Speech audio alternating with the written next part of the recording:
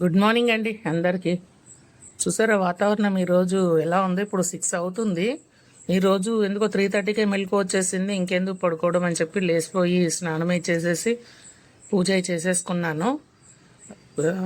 ఇవాళైతే అమ్మవారికి పానకం పెట్టాను. లలితాదేవికి పానకం అంటే ఇష్టం అంట.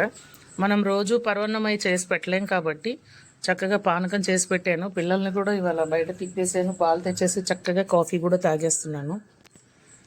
హ్యాపీగా. వాతావరణం ఏంటో మబ్బు మబ్బుగా ఉండి చిరాగ్గా ఉందండి. అంటే అటు ఎండ కాదు, ఇటు గాలి కాదు, అలా ఉన్నది. ఇట్లాంటి వాతావరణం జనరల్గా ఆస్తమా పేషెంట్లకు చాలా ఇబ్బందిని కలిగిస్తుంది. ఎందుకంటే ఆయాసం వచ్చేస్తూ ఉంటుంది. ఈ చెట్టు లేకపోవడం వల్ల చూసారా, ఇంతవరకు వదిలేశారనమాట. ఈ చెట్టు లేకపోవడం వల్ల కూడా డైరెక్ట్ ఎండ మొహం మీదే పడిపోతుంది. సూర్యుడు రాగానే మనకే డైరెక్ట్ పడిపోతుంది. మంది ఈస్ట్ ఫేసింగ్ కదా. ఇదివరకు ఏంటంటే చెట్టు ఉండేది సూర్యుడికి అడ్డుగా. ఒక చెట్టు ఎన్నిటికీ ఆవాసం అండి. మనల్ని ఎండ నుంచి రక్షిస్తుంది, పక్షులకు ఆవాసం, నీడనిస్తుంది, ఎన్నో జరుగుతాయండి. అయినా మనం ఏం చేయలేము కొట్టేస్తుంటే. ఇదండి ఈరోజు చిన్న వీడియో. నచ్చితే లైక్ చేయండి, షేర్ చేయండి, సబ్స్క్రైబ్ చేయండి. Thank you for watching.